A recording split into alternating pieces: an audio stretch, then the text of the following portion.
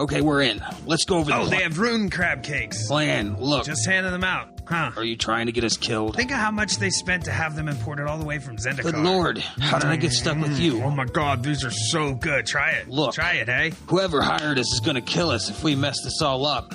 Get it? Killed. Dead. Okay, so the vault is... Ooh. Miss, I'll have another hors d'oeuvre. I thank you. The vault's upstairs, right? I think Mr. White said it was in the basement. Excuse me, gentlemen. You seem to have an interest in things you should not. This way, the boss would like to have a word. Actually, we're just gonna go get some of those kavu fingers over there. I hear that it tastes like... That wasn't the request. Like chicken. Look, we don't want any trouble. We were just leaving. Give Jetmir our regards. Yeah, we'll send you a thank you card. Punches. Ow, just let me grab ow, my arm. You don't have to twist it. Ah.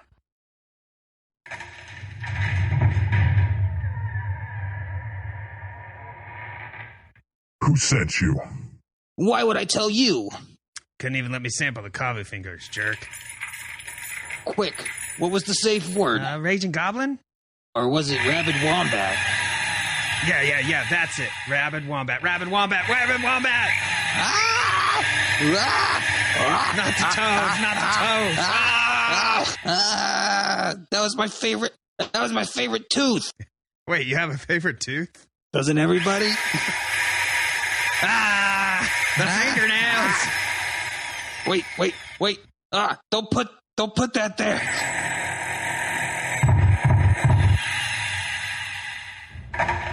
Password. Sneaky Weasel. Who sent you? Your associate gave us this letter. I was to bring it to you in exchange. For this? Oh, a briefcase. Are these idiots with you? Unfortunately, yes. Let's go.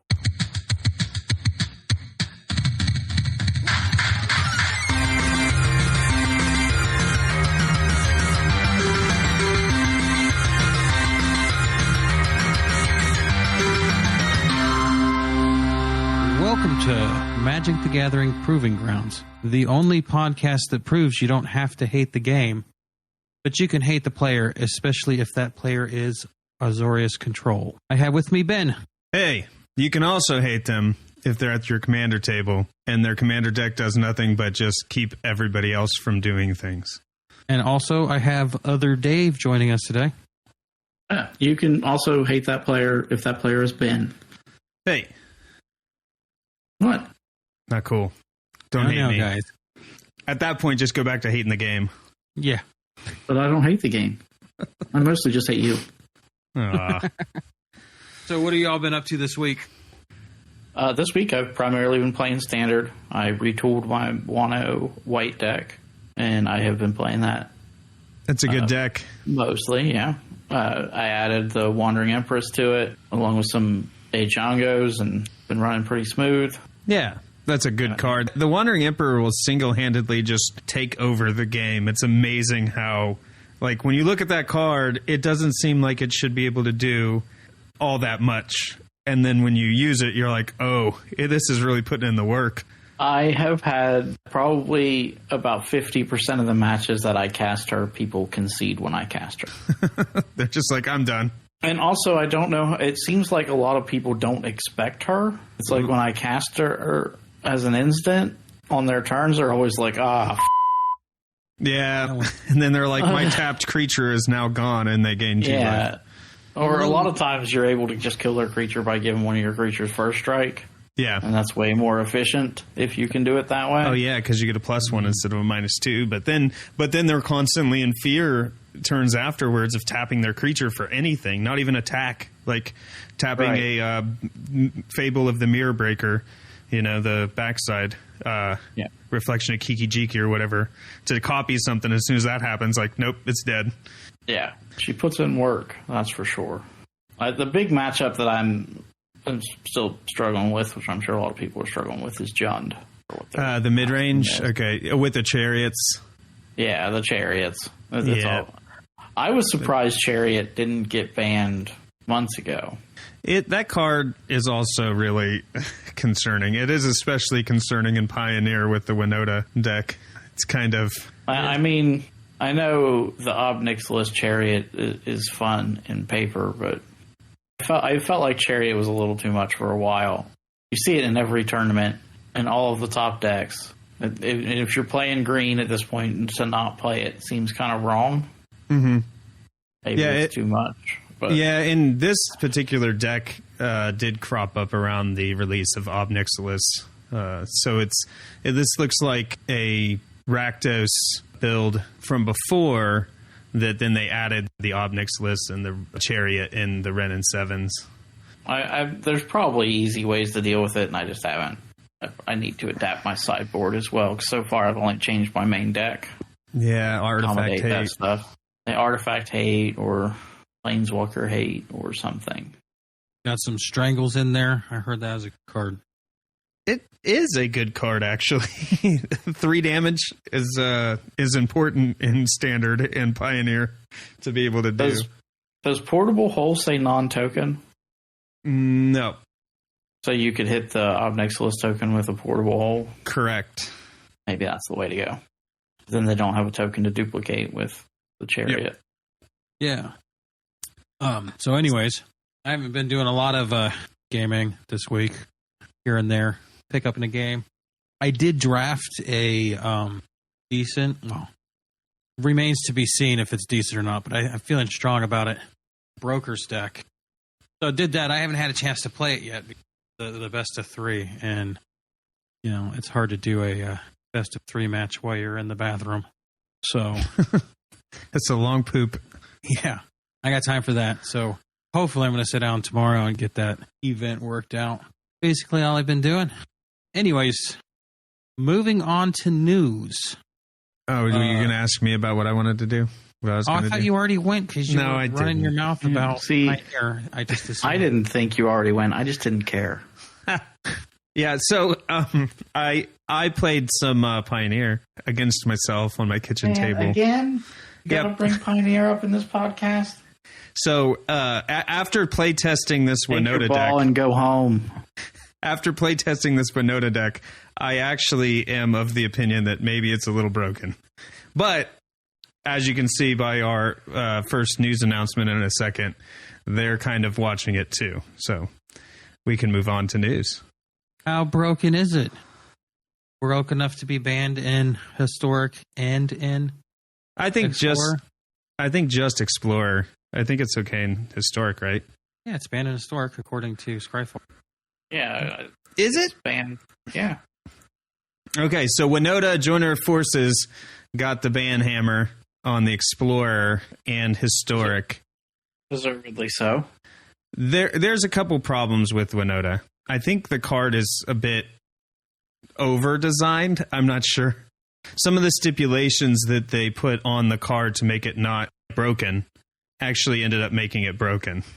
So Winota Joiner Forces reads... legendary creature, human warrior, 4/4. Whenever a non-human creature you control attacks, look at the top 6 cards of your library. You may put a human creature card from among them onto the battlefield tapped and attacking. It gains indestructible until end of turn. Put the rest of your cards on the bottom of your library in a random order. So I think that what happened with this card is they decided, okay, this is a monster set. We're going to do this flavorful thing where whenever a non-human attacks, then you get a human. And that was the flavor that they decided on. And also, it made it so that you can't just stack your decks with humans and only humans. What it does, like if there was whenever a human attacked and then you got a human, that'd be kind of broke because you'd always be getting something. So they tried to balance it a little bit that way. And then they printed a card called Trollivar's Huntmaster that it's a 6/6 when it comes into play. It makes 2 wolf tokens. So unfortunately, the way this deck is constructed is whenever you just attack with an elf or a cat off the Chariot or even a goblin from your Fable of the Mirror Breaker. And it doesn't matter if that thing dies or lives because you're going to grab 6 cards off the top, pick one of them that's a human, which is probably going to be a Trollivar's Huntsmaster, and it's going to be tapped and attacking. So they were going to get hit with a 2/2 on turn 4 or 3, and now they're getting hit with the 6/6. And then on top of that, it makes 2 wolves that can then attack next turn and do the same thing again. Right, So I understand that, but I don't. You said you felt like the stipulation made it broken, but without the stipulation, it's more broken. What I mean is, I think that they decided to do the flavorful monster thing for the set as a way to make it not so broken, but then it actually ended up, they printed Troll of Our Huntmaster, because like normally humans aren't that super powered, but the Huntsmaster's a 6/6. I mean, you can always find an overpowered human to throw in there. I mean, before it was the Huntsmaster, it was the Agent of Treachery. That's just because there's like a billion humans. Yeah, there's a billion human cards. I promise you can find an overpowered one for Winota to put on the field. Right, but if it was whenever a human creature attacks, you get a human creature, then you stack your deck with all humans. But this is a downside because sometimes you don't hit a human. Sometimes you get all your elves, and then you don't get anything. But when you hit that Huntsmaster or a Brutal Cathar at that point. Question. Is the problem with the Winota deck Winota or the Huntmaster, in your opinion? It's Winota. It's been Winota the whole time. Yeah, because if it wasn't the Huntsmaster, it'd be the Brutal Cathar or the Elite Spellbinder or the... It's always Winota. Because Agent of Treachery is not banned in Pioneer, right? I don't think so. Yeah, so it would just be Agent of Treachery or any other human. I'm looking it up. It lets you. It's a human that when it comes into play, you gain control of an opponent's permanent. It's banned in Historic, but not Pioneer. Yeah, I knew it was banned in Historic, but I did not think they'd banned it in Pioneer. Mm-hmm. Yeah, and he costs 7, but you're not paying for that. You're it doesn't matter if you're not paying it. So there's a couple things like this. Like, I can't believe I'm saying this as a non-fan of Alchemy, but there are a couple things that they can do to Winota to make her better. In Historic, at least, by Alchemy balancing in her. Move the 4/4 down to 2/2 so that she can be shocked. Because there's like removal spells that do 4 points of damage are almost non-existent. There's like 1, maybe 2, and I don't think that's going to be the only answer to that. Well, the other thing that they need to do is instead of 6 cards, they should move it down to 3. And then I think that it would be less broke. Is less broke good enough? I don't know. Because it's just, that card is powerful. No, it is. My argument here is you don't need to attack with her anyway. Her toughness is largely irrelevant. No, you don't attack with Winota. She just sits there. Yeah, and so she can be shocked or whatnot, but also, how much in Pioneer is removal based on shock damage? A lot, I would say, because there's not a lot of instants that do 4 damage or even 3, because Lightning Bolt's not legal. I mean, most of them are 2. But I would assume most... I haven't looked at Pioneer in a long time. Oh, you're talking about removal in general, yeah. Yeah, I would assume that for a large part of your removal is not damage-based. No, I mean, if you're in red, it is. But if you're in black, it's, destroyed target creature. Yeah, if you're in white, it's destroyed target tapped creature, which Winota never does. Or exile. Or exile, yeah. Or they have exiles, yeah. Or fate pools or whatever you need. And they have to be instant speed, because as soon as you lay Winota down, you can attack and then you can trigger her.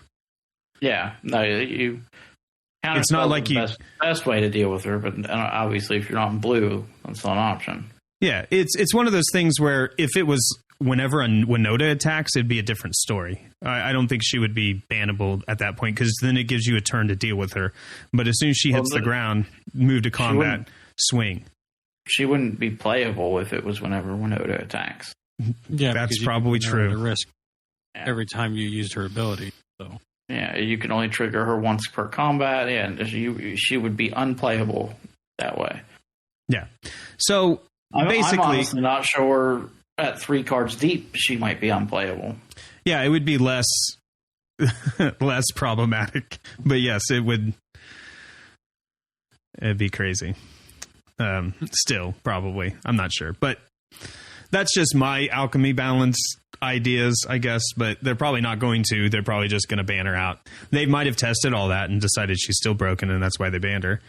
and historic. I mean, they will probably try to come up with an alchemy answer. I just don't know what it is because, I mean, my idea was either it can only trigger once per combat, so that even if you make 4 cats, you can only get 1 creature out of it. Makes it a little bit more manageable. Well, it does only trigger once. It triggers for every non-human creature. You attack with 2 cats, you get 2 humans. Oh, I guess I only played it in paper and must have been doing it wrong.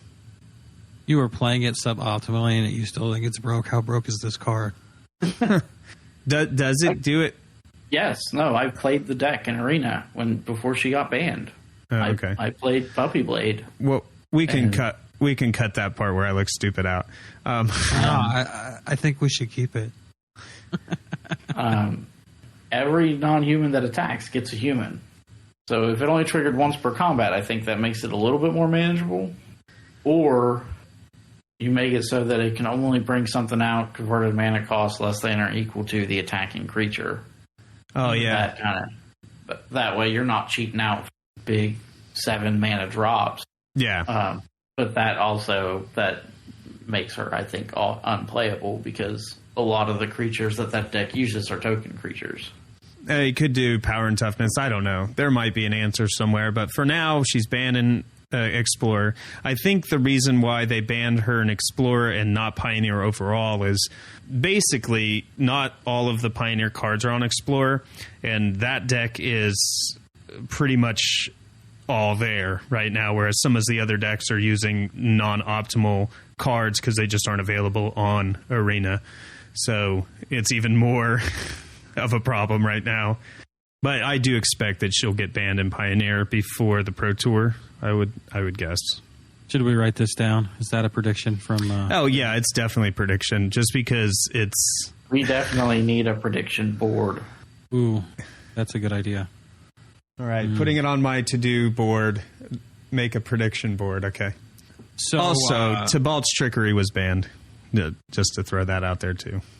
Yeah. See, this is one that I am not as sold on, but maybe that's just because what I play in Historic and Explorer is Control, and so that deck concedes against me more than I have ever had to worry about it. Yeah, I think that deck is just, if I don't do the thing, then I'm just going to quit. Yeah, because I'm in blue when I play in Explorer. I'm always in a position to counter it, and the moment I counter it, they just concede. And so it's the easiest wins that I could ever collect. Yeah. So Tybalt's Trickery is 1 in a red instant counter target spell, which is weird for red, but it does this red thing where you can choose 1, 2, or you choose 1, 2, or 3 at random. Its controller mills that many cards, then exiles cards from the top of their library until they exile a non-land card with a different name than that spell. They may cast the card without paying its mana cost. Then they put the exiled cards on the bottom of their library in a random order. Isn't the thing with Tybalt's Trickery is that you counter your own spell? That is correct, yes. You drop something for 0, you counter it, and then you cheat out something huge. Big, and you cheat out a Tybalt or a Emergence or something along those lines. But it's also kind of... even when it goes off, sometimes it can become suboptimal for them. Because, there have been times even when I was playing that maybe I didn't have the counter spell. Maybe I didn't have the early counter spell, And so they're able to go and get their Tybalt out for free. And I'm just like, all right, bounce Tybalt, and you're never going to cast him from your hand. Right. Yeah, and I think their reasoning for... banning Tybalt's Trickery was more or less that it just makes the play pattern not fun. No, I get that, because it's super glass cannon-y. Either you win on that first Tybalt's or you lose, and it's kind of decided, the whole match is decided basically on turn 2.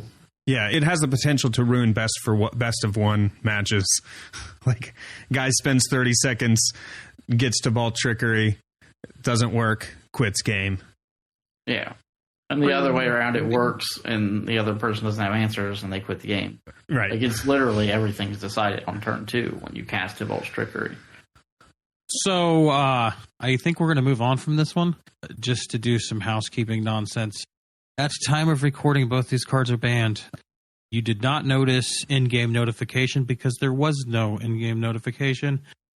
But if you had crafted them before the 12th, when it was banned, you were given, supposedly. The plan was to give out wildcard reimbursements, but also you were not made aware of that when you logged in after the banning. That's weird.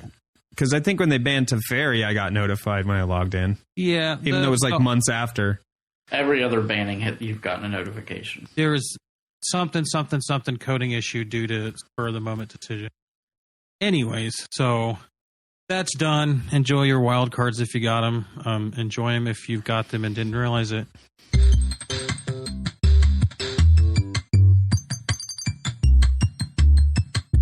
Let's just do some quick news beats right here. The organized play is starting up. We'll have a link if you don't remember us talking about it from last episode. It's just a list of when things are happening. I don't really feel like we need to go over all the specifics unless you guys want to. No, just to point out that it's May 21st sealed, and then May 27th, best of 3. So the next 2 weekends, you're looking at some stuff. So log into Arena and check it out. Yep. 21st is best of 1. 27th is best of 3. So, and then there's a qualifier at the end of the month. Anyways, so we hyped the hype stream last show, so I think it's only fair to deliver on the hype that was hyped. Did they deliver on the hype? Oh, man. I think so. I mean, I'm not a Warhammer fan, so I don't feel the hype, but I mean, if you're a Warhammer fan, they gave you a lot of stuff and they moved on to some other sets. But let's go ahead and get the Warhammer stuff out of the way, and then we'll move on to some other maybe more interesting things. So the Warhammer announcement wasn't an actual set. It was just some pre-constructed commander decks. And some secret layer drops. Oh, right. On the stream, they did some spoilers. They talked about the pre-cons, what you're getting. These things might mean something to Warhammer players, so I'll just go over the names of the pre-cons and tell you what color combos they are. And then, you know, if you know anything about it, chime in about why this is cool or why it's not cool or whatever. So we have in solid black, Necron Dynasties. In white, blue, black, we have Forces of the Imperium. In red, blue, green, we have the Trinid Swarm. Tyrannid. Look. I don't know it either. I'm just guessing. I don't know how Tyrannid is correct. I don't know how to read. I've just memorized a lot of words. Never seen that word before. Tyrannid. Good. Great. It's in Didn't want to get hate mail. Yeah. And then Ruinous Powers is blue, black, and red. So you seem to know a little bit about the Warhammer there, Other Dave. I don't know anything about it. Except for how to say Tyrannid. Yeah. We sell them at the comic book store, and when people ask me about them, I am usually just confused. I'm sure the set is a lot of flavor for the Warhammer universe. They did a good job representing Dungeons and Dragons with the D&D set. So this is probably good for people of 40K fans. I did want to say that they have this new mechanic called Squad, whereas an additional cost to cast the creature spell, you may pay 2 any number of times, and then this creature enters the battlefield, create that many tokens that are copies of it. I think that's cool. I think that's cool and flavorful. Flavor. Would this be a lickable card full of the flavors? I don't know. It looks like there's too much metal on there. Metal just tastes like not good. You don't like the taste of copper? No. Anyways. Okay, so let's go over the dates, and then we'll talk about some card spoilers, I guess. Preview begins the 26th. Secret Lair drop the 26th of July. The Secret Lair drops are going to be popping between August 12th and August 22nd. Worldwide release is August 12th, and then the weekend event launch is the 12th through the 14th. So that's your deal. Go to your local game store and have some fun doing some 4K stuff. 40K stuff. Our questions from last week were answered. The name of the individual who looked like he was desperately trying not to crap his pants is Just go ahead and take that there, Benoit. Talk about this pretty sick card. Abaddon the Despoiler. Despoiler? He didn't spoil his pants, that's for sure. He has 2 blue, black, red, legendary creature, Astartes Warrior, 5/5, Trample, Mark of Chaos Ascendant. It's a named ability, flavor for the set. During your turn, spells you cast from your hand with mana value X or less have Cascade, where X is the total amount of life your opponents have lost this turn. That's hard to wrap your brain around. It's a lot of words. Should be pointed out that this is the commander of the Ruinous Powers. Got it. So the reason I'm having a hard time wrapping my head around this is traditionally with Cascade, you want to go lower and not have anything in your deck to make sure you hit the spell you want with the Cascade. But this is saying if you do 8 damage to your opponents, then you cast a spell, then you reveal from the top of your deck cards until you get one with 8 or less converted mana cost, and then you play it for free. The next spell is what you're going to get. It's not like in the cheat decks in Modern where all of your things you want to cascade into are 3 or less, so you just don't put 0, 3 or less cards in and only suspend cards with no mana cost, so you ensure you get that one. But in this commander deck, you are trying to just get the next card, I guess. I don't know. So basically, you're getting an extra draw off of an extra spell off of every card you cast. Yeah, it's definitely giving you card advantage, and if you hit something, like you can build your deck around. I don't know what the rest of this pre-con has in it, but you can build your deck around it and get some pretty cool effects. What do you think, Dave? Other Dave? Good card? Bad card? Thumbs up, thumbs down? I mean, Cascade is a very powerful mechanic, so anytime you can use Cascade, you're winning. So I'm going to say, yes, good card. Awesome. Okay, now here's the card that people would not stop talking about. And also the card that finally made me realize what the Blood for the Blood God thing was from that you see on the internet all the time. Oh, yeah, 40K. Yeah, apparently. So, Blood for the Blood God. Why don't you read that card, Other Dave? Blood for the Blood God is 8 colorless, 2 black, and 8 red.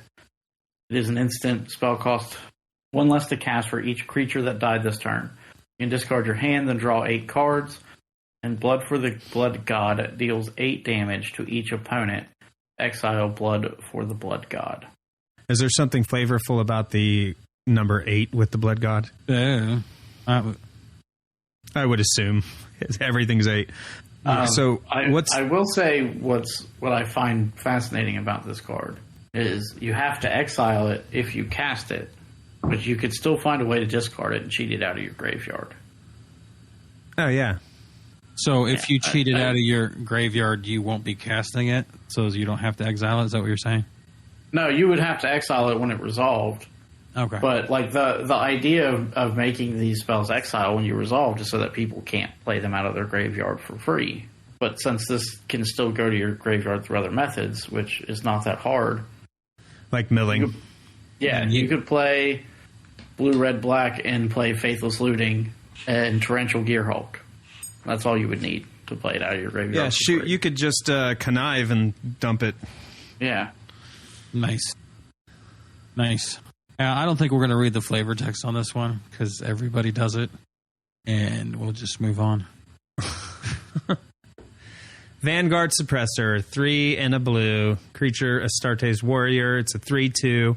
It has Squad 2, which I was highlighting previously. You can pay 2 any number of times and make that many tokens that are copies of this card, which I think is cool. It has Flying, Suppressing Fire. Whenever Vanguard Suppressor deals combat damage to a player, draw a card. So turn 10, you have mana. You make 3 copies of this. Now you have 4 creatures that whenever they deal combat damage to a player, draw a card. I think that's pretty cool. Yeah. Seems cool. Again, in Commander, keep in mind, this is Commander stuff. Well, yeah. I mean, that's the power level we're talking here. I think it's good. I think it's fun. Yeah. And they reprinted Fabricate. I would say Fabricate's a nice reprint. You like the art on that there, Fabricate? I don't know what's going on here. They got a tube sticking into a Prego belly. I'm pretty sure that is a pregnant Phyrexian. That's what it looks like to me. Well, whatever the equivalent of a pregnant Phyrexian would be in 40K. Yeah. I don't know. I guess the inclusion of Fabricate will bring us to at least mention that the Magic card reprints will be given new art to fit in with the 40K universe. So that's about all the energy I can muster for Warhammer. I don't know. They got a lot of energy, man. People who play 40K, they're all about it. Yeah. They got to build their own places to play. They paint all day long. Yeah. Yeah, for real. Major props to them. Major props to them. Because I couldn't paint that small for that many hours. Oof. Certainly. I, however, can't talk about Double Masters for a while, which is the next thing we're going to cover. So let's just go ahead and move on to that. I guess we'll start with a rundown of the dates. Let's get that stuff out of the way right quick, and then we can talk about some spoilers and whatnot. But spoiler season begins on June 16th, so I hope you guys are ready for that. It will conclude on the 24th, and then the premium event, the WPN Premium Preview event, will start on July 1st and run through the 7th. And the worldwide release will be on the 8th. So, you guys ready to talk about spoilers? Yeah. If you have cards that you think might be pre-printed, it might be a good idea to sell them before that June 16th date. Because after that, your cards probably go down. I should move off of all my frog mines. Is that what you're saying? Yeah. Yeah. They're going to be not 17 cents anymore. They'll go to 8. Oh, man, that's where my life savings is, all my frog mites. As I think we discussed this last episode, but there's 2 rare slots, so we were right there. Yeah, but you know what I was wrong about? This is a draftable format. Yeah. They are draftable packs. With 2 rares, man, it throws me off. That's an interesting sounding draft, though. It's an expensive sounding draft is what it is. You could draft with collector's packs. I'm pretty sure they came out and said they were $54 a piece. $50 draft. No thanks. I'll keep my cards. Too rich for my blood, homies.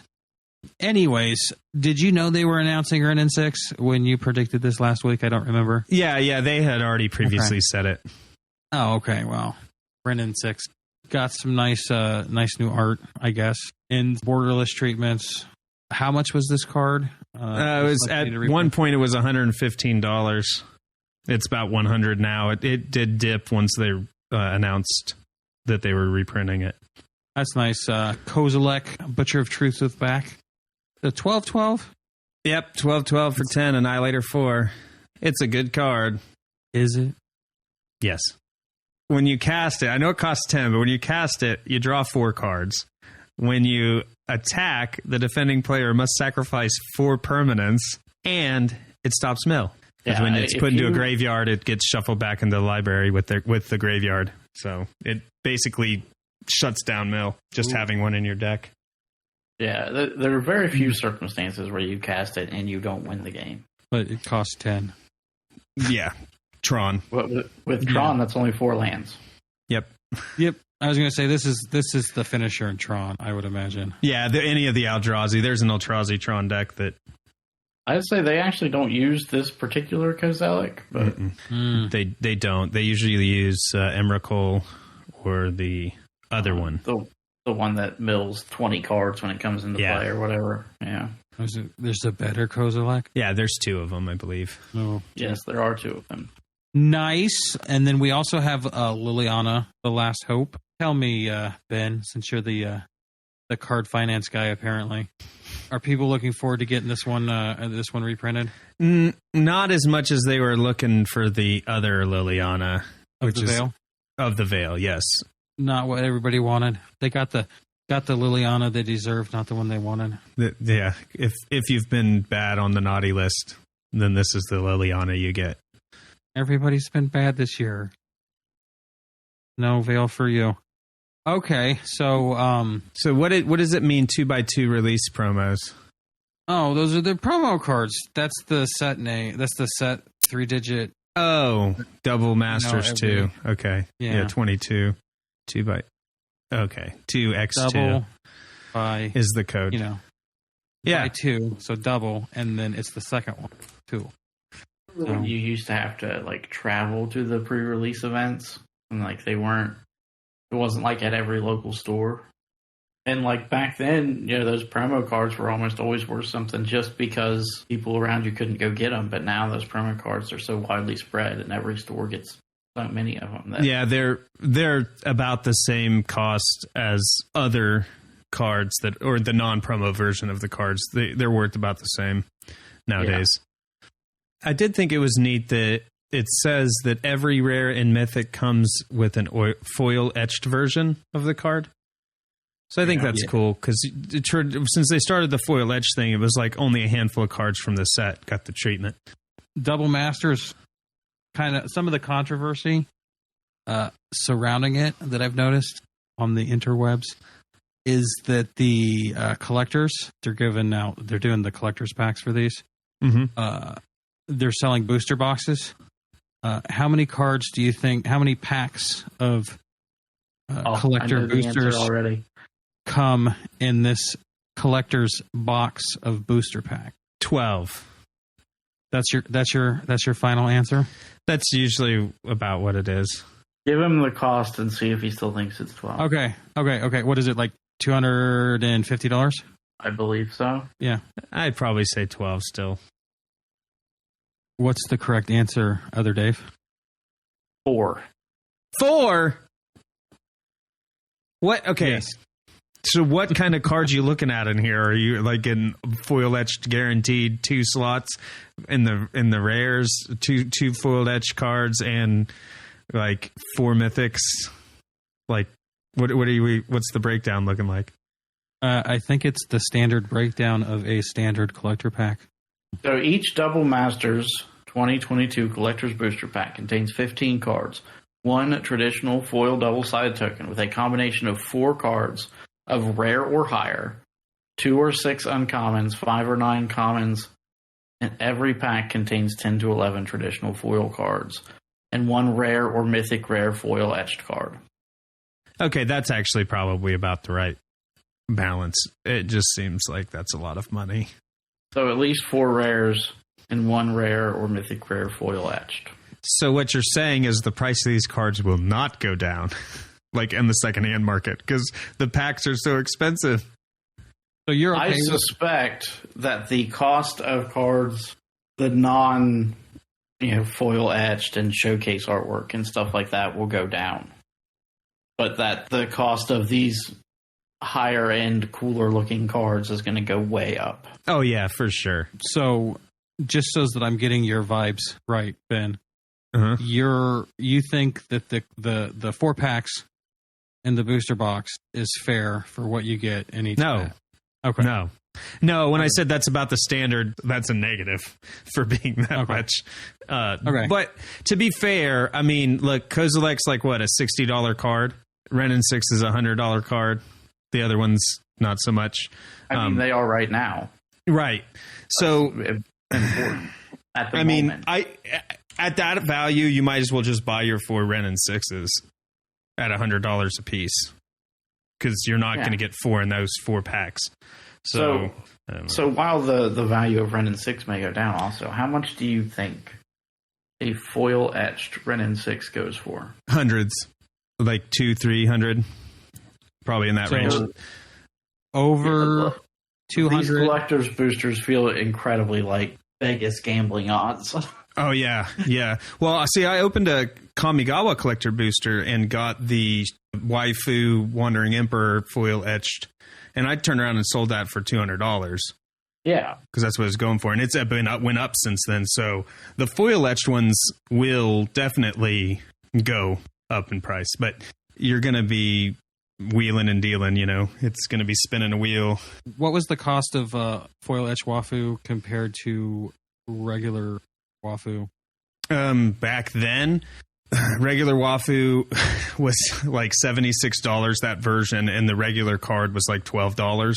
The Wandering Emperor's since went up, the regular card, but back when I sold it, those were about the prices. It was right after Kamigawa was released. The foil etched was like 5 times more valuable than the standard card. More than that, but yeah. Yeah, I was going towards the low end since. Yeah, we'll say it'll probably be around 5 times that. Between 5 and 10 times the value. I do think the Wandering Emperor might be a edge case because she is the waifu version, and guys just want that art for some reason. Yeah. Whereas Ren and 6 maybe not so much. People are going to want that art too. Fair. People want everything. Yeah. I say that the foil etch is probably going to go for like 500. We're going to write predictions down on this then? Other Dave's got 500. I'll say 300. What are we saying timeline? 2 weeks after release? Hold on. I got to know the rules here. Is this Price is Right rules? Closest without going over, or? I think it should be Price is Right rules. Sure. That's the easiest way. So you're going to bet 301 then? See, that's the smart play. I'm going to wager $1. $1. No, I'm going to, even with the Price is Right rules, I guess I went first, so I'm at 500. I'm not going to go back on my... Yeah, I'll go 300 still. But you might be right with 500. I'm going to go $1. Okay, good. So we have our we're covering the our tiers there, and we'll just say 2 weeks out, like 2 weeks out? 2 weeks after release. Yeah. So it releases. We went over this already, right? Yeah. Did we? Mm-hmm. It releases on the 8th, of July. So we're going to be checking prices on the 22nd. Sounds good to me. Sound good? All right, write this down so we don't forget. Yeah, we'll just do it as of showtime on the 26th. Well, as of recording on the 26th, we'll look it up. Yeah, that's fair. Okay. Because we'll just look it up on, put that in the notes. Okay, so that's our predictions. I think we can move on to the next thing. This is the one that I'm kind of more stoked about, to be perfectly honest. The Dominaria United will be releasing on the 9th. With pre-release events the 2nd through the 8th, and this is September. Cool things to note about this. This is a standard set, and it will be the starting point of a multi-set story arc that should be pretty awesome, according to the people who want us to buy the stuff. Hey, Dominaria is my favorite plane, so... Excluding Kamigawa, I'll go with that too. I really like Kamigawa. I don't know if I like Kamigawa because Kamigawa is awesome or because when original Kamigawa was out, I ordered like 5 booster packs of Kamigawa Betrayers of Kamigawa off the internet, and then somebody messed up and sent me 5 booster boxes. Yeah. Best day of my life. Yeah, so naturally you like that because you had so many of them cards. Yeah, it was good times, good memories, very fond memories. But Dominaria... Like I said, excluding Kamigawa, probably the best plane in the multiverse for me. It's where they've spent the most time with their story. Yeah. So it's where the story's taking place the most time, but I still think the most interesting place is Ravnica. Oh, that's like way low on my totem pole. Mm-hmm. That Ravnica made me quit Magic. Oh, damn, dude. I wouldn't have pegged you for a Rav head, other Dave. It's good to know. I think I'm not saying that like it's my favorite era to have played Magic in. I'm saying it is the most interesting plane. It's good. I mean, build structure's great. But we're not talking about other planes. We're talking about Dominaria. So the plane.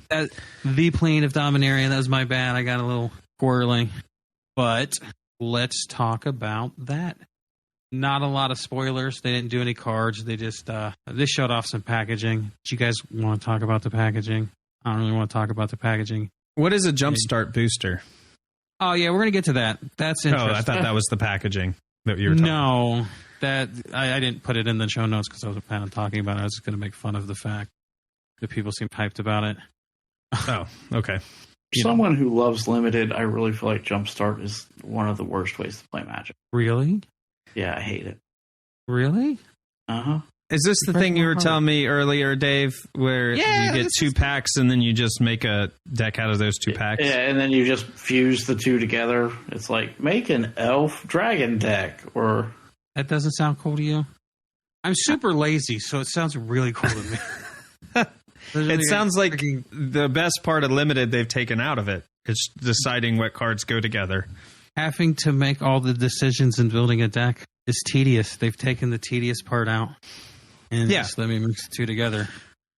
There is something to be said for you being able to just get it and go.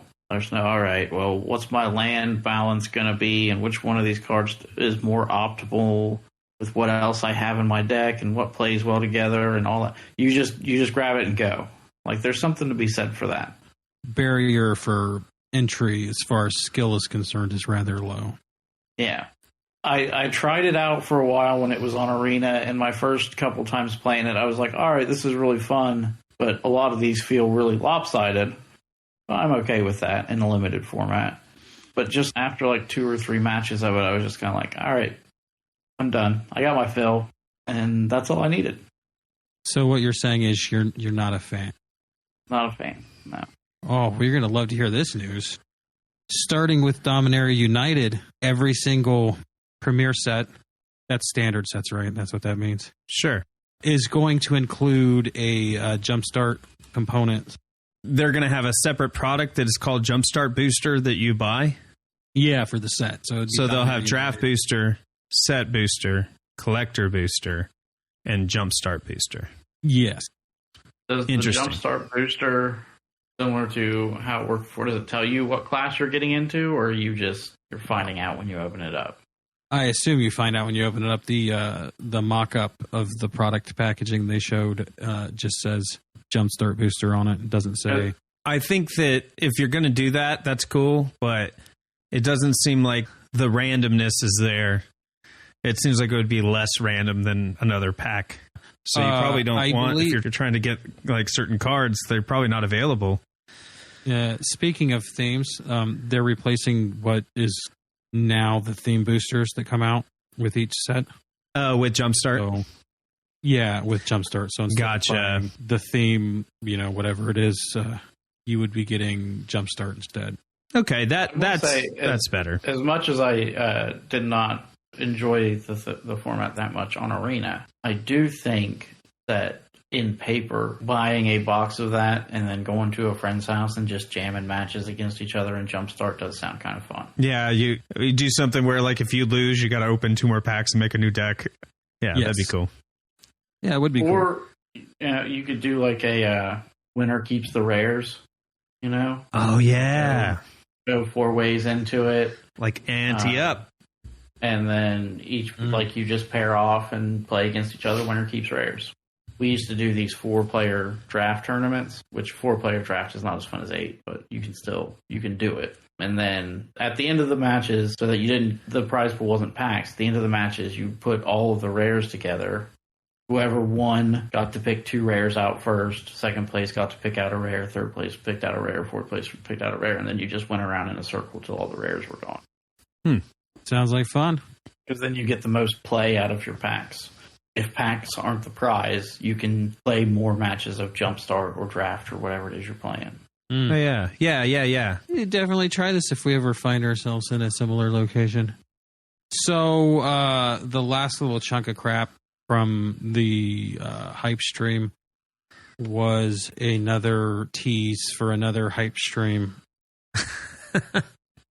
So they're setting you up in the hype streams, bro. It's just they're comboing hype streams. Yo, I heard you like hype streams, so we put some hype stream in your hype stream.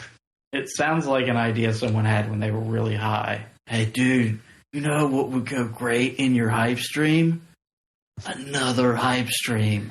Hyping the hype next hype stream, dog. Like, I feel like Keanu Reeves says that in Bill and Ted at some point. Yeah. So anyways, just to pop this one off, it's August 18th, but it's just not Magic related. It's all WotC. So you're doing Dungeons and Dragons and everything WotC does. Yeah. Hype stream. Yeah, check that out on August 18th. You guys like soul wings? Do I like what? Did you guys like soul rings? I I'll thought you enunciate asked me if this I time. like chicken wings. I was going to be like, yeah. Who doesn't like chicken wings? Yes, Okay. Soul Ring is cool. Soul ring. Do you guys like retro frames? Yes. Meaning artifacts are brown and not silver or gray. Yeah, like vintage frames, I guess. Yeah. Is the old school guys would call them vintage. That's where my heart's at. Not where mine is. Do you guys like new art and vintage frames Yes. and soul rings? Yes. Well, then you might like the new soul ring promo that Wizards is giving out to help a local game store. And how do I guess they get did this? Well, wait, there's more. Over the pandemic, Wizards did the Love Your Local Game Store promo, and they're bringing it back. So in order to get this soul ring with the vintage card frame and the current iconic art is you go to your WPN local game store, you roll up, you put a $50 bill on the counter. It costs $50. No, listen, you're getting ahead of yourself. I can tell you're excited about this card, and you're jumping the gun. Just listen. Okay. You put the $50 bill on the counter, and then you tell the guy behind the counter, you say, guy behind the counter, or lady, you say, I would like $50 worth of sealed product. That's booster packs, that's bundles, pre-cons, all that sealed stuff. You say, I want $50 worth of it, and then they're going to take your money, and then they're going to immediately ask you for tax, because that's how things work. And then once you complete that transaction, you get the Soul Ring promo with the vintage frame. For free? And the iconic art. Well, for the cost of $50 worth of sealed product, but you also get In the sealed addition product. to. Yes. Got it. So the card itself costs no money. You just get it for buying $50 worth of sealed. If you'd like to look at it like this, and the promo costs $50, but you get sealed product for free, you could look at it like that. Interesting. If you want. I'm down. Is this available? Starting July 1st at a local Your game market store may near vary. you. They have to be WPN networked or whatever. I think that's like Wizards preferred stores. Premium. Premium. Yeah, so it's like the people that host Friday Night Magic. So if your local game does Friday Night Magic, then they should have access to this. Don't quote me. Don't send me hate mail.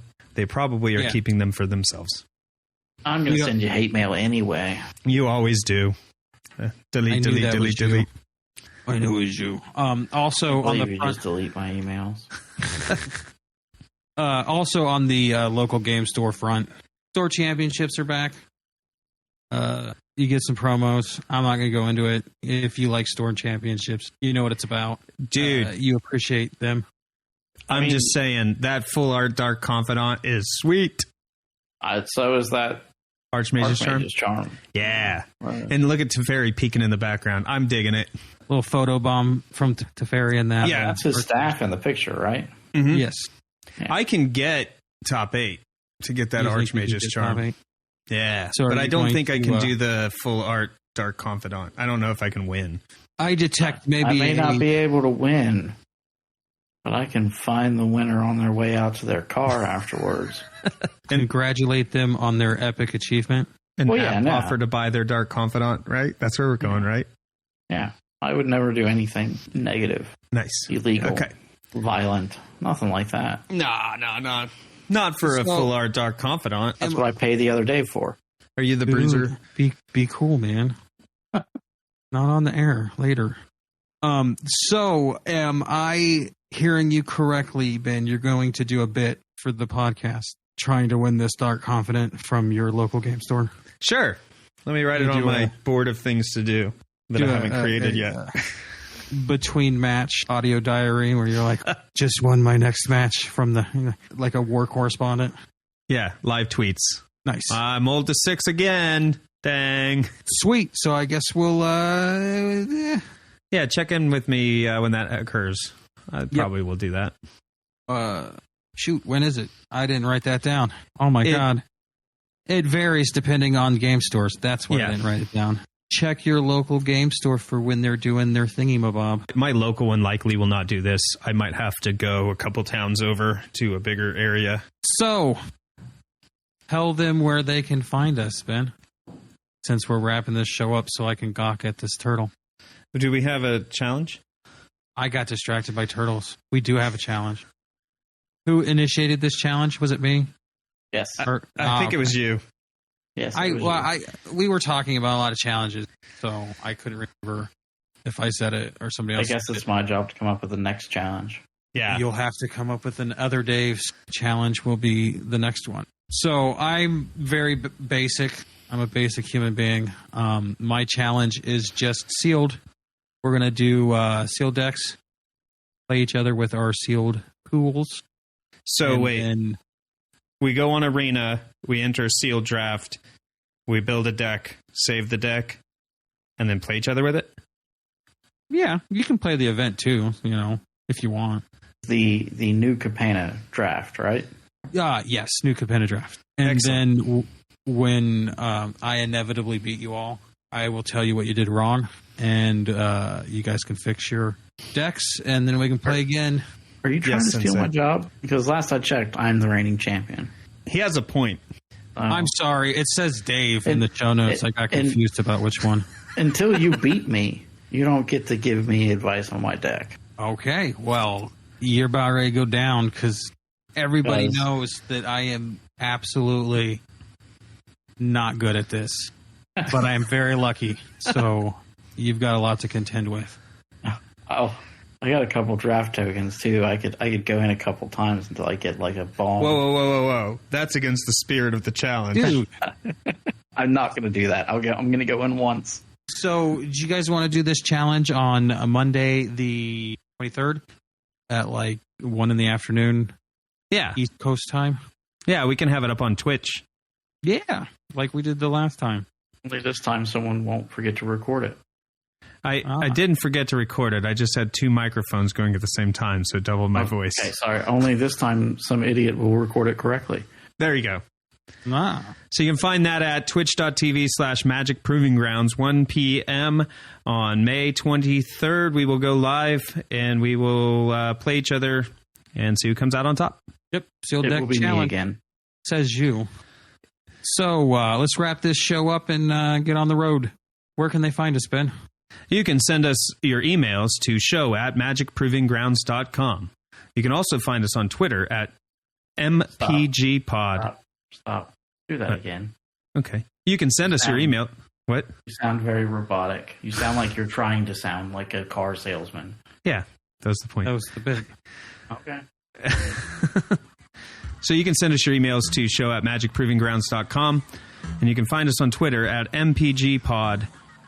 My personal Twitter is at BeNiceMPG. And Dave, you have a Twitter now. Yeah, I wasn't sure you knew about it since you're still not following me. What's up with that? Oops. You just have to hit follow. You see me post. You've responded to my post. And this kind of drama is why I'm not on the social medias. You just got to hit. It's right next to my profile pic. It's follow. All right, it's done. Okay. You can find me at Dave MPG on the Twitters. Cue the music. See you next week.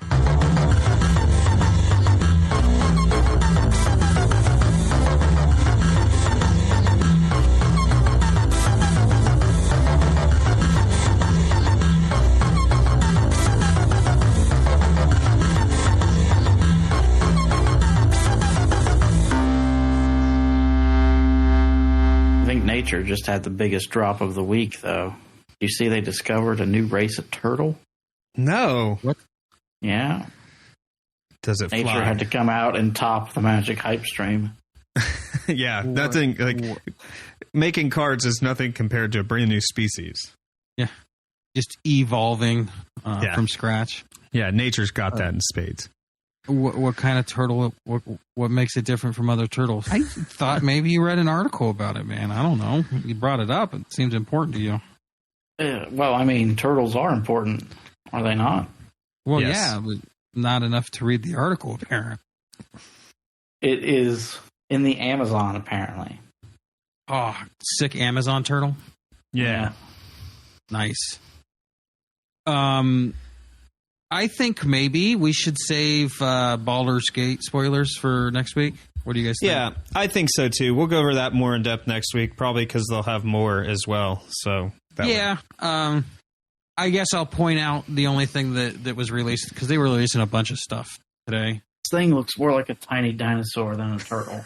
Still on the turtle. Like an Ankylosaurus. That's like my favorite dinosaur. That's my favorite dinosaur. I had to do a report on it in elementary school. Google for new turtle. Okay. I pasted a link at the end of our show notes. You can find that on our show notes. That is sick as hell, man. That's the coolest turtle I've ever seen. Dude, I'm about it. He looks happy. That's rad as hell. Did you see the picture of its shell? Yeah, dude, that's awesome. How old is this thing? That's the happiest turtle I've ever seen in my entire life.